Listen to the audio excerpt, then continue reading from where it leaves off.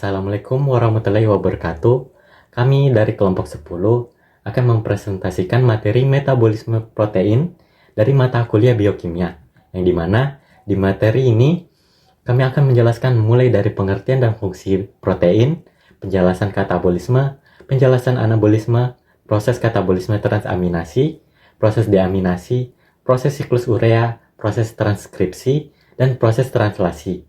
Dan saya sendiri atas nama Dimas Adam Surya Baneringgi dengan NIM C0312210065 akan menjelaskan apa itu protein dan fungsi-fungsi protein.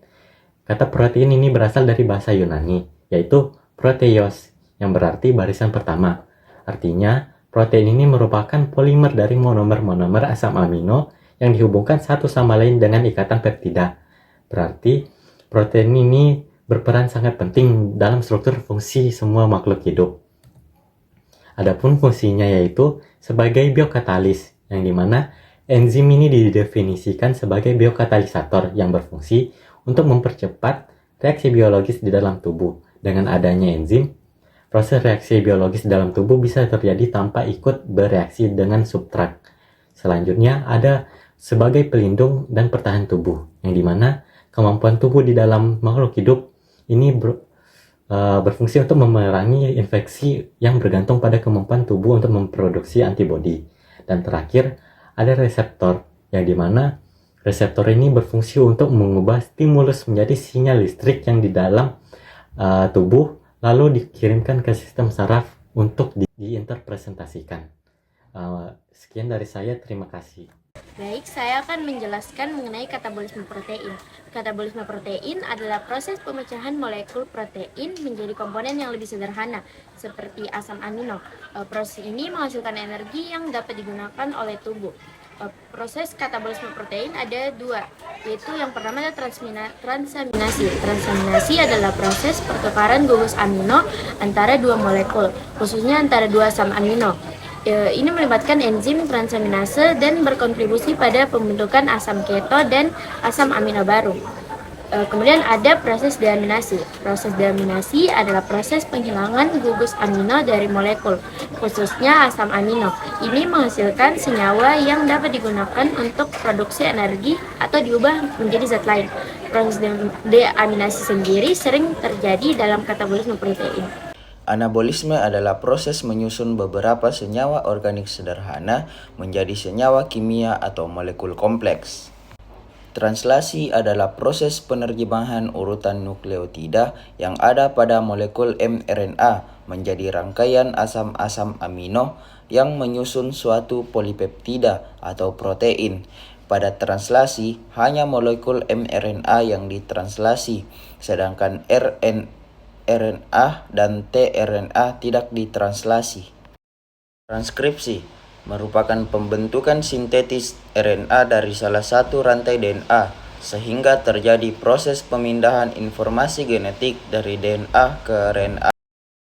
Di sini saya akan menjelaskan proses katabolisme transaminasi pada protein. Transaminasi adalah tahapan bagaimana asam amino ini masuk ke dalam siklus Krebs. Agar dapat masuk ke dalam siklus Krebs harus dikeluarkan terlebih dahulu gugus amonianya. Jadi di tahap transaminasi asam amino akan bereaksi dengan alfa ketoglutarat, yang dimana asam amino mengandung amonia atau NH3. Trans itu sendiri berarti perpindahan, yang dimana asam amino direaksikan dengan alfa ketoglutarat sehingga asam amino kehilangan amonia, dan asam amino yang sudah kehilangan amonianya kemudian diterima oleh alfa ketoglutarat dan berubah namanya menjadi L-glutamat. L-glutamat pada asam amino berubah menjadi asam alfa keto. Asam alfa keto yang tidak mengandung amonia kemudian masuk ke siklus Krebs, sedangkan L-glutamat ini akan masuk ke tahap deaminasi. Jadi, deaminasi L-glutamat adalah salah satu asam amino yang memiliki NH3 karena alfa-ketoglutarat tidak punya gugus ini atau NH3 ini. L-glutamat dia akan bereaksi dengan NAD+ dan H2O. Kenapa alfa-ketoglutarat harus dirubah menjadi L-glutamat? Karena salah satunya asam amino yang bisa melepas dirinya sendiri dari NH3 yaitu L-glutamat. Hasilnya terpisahlah alfa-ketoglutarat dan NH3. Alfa-ketoglutarat akan kembali mencari asam amino baru di transminasi dan membantu asam amino yang ingin masuk ke siklus Krebs. L-glutamat adalah salah satunya amonia yang bisa memisah dirinya sendiri dari NH3 atau amonia.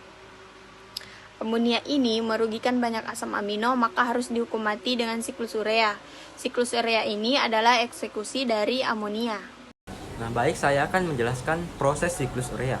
Jadi, proses siklus urea adalah eksekusi dari amonia yang merupakan suatu rangkaian reaksi biokimia yang terjadi di dalam hati mamalia dan beberapa organisme untuk mengubah amonia menjadi urea. Jadi, urea ini adalah zat yang lebih mudah dikeluarkan dari tubuh. Proses ini terdiri dari beberapa tahap yang melibatkan enzim-enzim spesifik dan melibatkan mitokondria dan sitoplasma sel Hepar atau sel hati. Jadi, beberapa langkah tersebut dari siklus urea adalah sebagai berikut. Nah, jadi prosesnya itu dimulai ketika sel-sel tubuh menghasilkan amonia sebagai produk sampingan dari metabolisme nitrogen. Amonia sendiri ini bersifat toksik dan perlu diubah menjadi suatu senyawa yang lebih aman, yaitu urea. Kemudian, amonia diintegrasikan ke dalam siklus urea melalui reaksi dengan karbon dioksida untuk membentuk karbomoil fosfat. Reaksi ini melibatkan enzim karbomoil fosfat sintetase. Langkah selanjutnya yaitu karbomoil fosfat kemudian bergabung dengan molekul ornitin membentuk sitrulin. Reaksi ini memerlukan enzim ornitin transkarbamilase. Selanjutnya, sitrulin bergabung dengan asam aspartat untuk membentuk argininosuksinat. Nah, jadi reaksi ini memerlukan enzim argininosuksinat sintetase. Nah, langkah selanjutnya adalah argininosuksinat kemudian dipecah menjadi arginin dan fumarat melalui enzim argininosuksinat lisinase. Dan kemudian yang terakhir yaitu arginin diubah menjadi urea dan ornitin melalui reaksi yang melibatkan enzim arginase. Urea yang dihasilkan dapat disalurkan ke darah dan dikeluarkan dari tubuh melalui ginjal.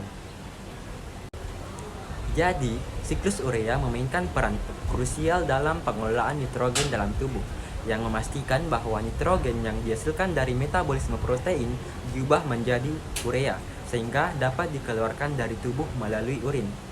Nah, jadi itulah proses-proses dari siklus urea. Jadi, tahap transkripsi itu adalah tahap awal di mana terjadi penyalinan sebagian molekul DNA. Penyalinan ini dilakukan karena DNA ingin memproses protein tetapi lokasinya ada di nukleus, sementara proses pembentukan protein itu hanya bisa dilakukan di ribosom. Oke, jadi DNA ini tidak mampu bergerak sendiri ke ribosom, maka dibutuhkan sebuah penggerak yaitu RNA. Nah, tugas dari RNA di sini adalah untuk menyalin kode genetik dari DNA lalu memindahkan salinannya ke ribosom untuk proses sintesis protein di tahap translasi. Nah, jadi proses transkripsi dimulai dari pemisahan atau pemecahan ikatan hidrogen pada DNA yang dilakukan oleh enzim helikase. Kemudian RNA akan menempel pada pecahan dari ikatan tersebut dengan menyatukan basa nitrogennya dengan basa nitrogen dari DNA. Nah, disinilah terjadi proses penyalinan genetik dari basa nitrogen DNA ke RNA, yaitu adenin menjadi urasil, sitosin menjadi guanin, guanin menjadi sitosin. Untuk basa timin tidak dapat digunakan untuk proses sintesis protein di ribosom. Makanya basa ini akan digantikan dengan urasil dari RNA. Contoh rantai transkripsi yaitu AUG menjadi UAC, CGU menjadi GCA, dan ACC menjadi UGG. Nah, setelah RNA berhasil membuat salinan genetiknya, ia akan melepaskan diri dari DNA, lalu keluar dari nukleus menjadi mRNA. Baik, kita masuk yang namanya proses translasi. Tadi DNA keluar dari nukleus dibawa oleh mRNA yang menuju ke tRNA di ribosom. Nah, jadi misalkan mRNA yang membawa informasi dari DNA, dia akan meminta tRNA untuk menerjemahkannya supaya bisa menjadi protein. Kenapa tadi DNA harus diterjemahkan? Itu karena ribosom hanya bisa membaca RNA. Nah, tadi nukleus hanya bisa membaca DNA. Bagaimana tRNA ini bisa berikatan dengan sebuah nukleotide? Jadi huruf-huruf semua ini seperti adenin, timin, sitosin, dan kawan-kawannya ini sebenarnya bertebaran di dalam ribosom. Nah, kodon-kodonnya KUG, itu CGU, CGA, dan sebagainya ini, dia bertebaran di sekitaran ribosom. Sekarang coba kita ikatkan, kita coba sambung. Jadi gini, ketika mRNA datang, dia otomatis menyambung seperti magnet. Contohnya tadi pada UAC, maka dia langsung menyambung dengan yang namanya AUG. Seperti itu. Nah, GCA dengan CGU, UGG dengan ACC, dan begitu seterusnya. Nah, ketika mereka berikatan ini akan membentuk sebuah protein yang baru, asam amino yang baru. Sekarang kita terjemahkan. Perhatikan dari tabel ini, AUG berikatan dengan CGU tadi, itu namanya metionin. CGU yang namanya arginin, dan ACC adalah threonin. Jadi asam amino akan berikatan seperti ini. Ketika RNA masuk ke ribosom, nanti akan keluar seperti bentuk bulat-bulatan yang baru. Inilah protein yang baru, tersusun seperti rantai hasil dari terjemahan. Selanjutnya adalah kesimpulan atau hasil akhir dari metabolisme protein. Jadi, hasil akhir dari metabolisme protein yaitu asam amino yang dimana dikirimkan dari hati dengan melalui darah. Nah, asam amino dari hasil akhir protein ini kemudian akan disusun kembali untuk menjadi enzim atau hormon dan akan digunakan kembali pada metabolisme karbohidrat. Baik, itulah tadi penjelasan dari kami mengenai apa itu protein dan bagaimana metabolisme protein. Nah, harapan kami ke depannya teman-teman lebih memahami apa sih itu protein dan bagaimana tahapan-tahapan pada metabolisme protein. Biru laut seperti kolam, ikan paus pandai menyelam. Dari lubuk hati yang paling dalam, saya tutup presentasi dengan salam. Wabillahi taufiq wal hidayah. Wassalamualaikum warahmatullahi wabarakatuh.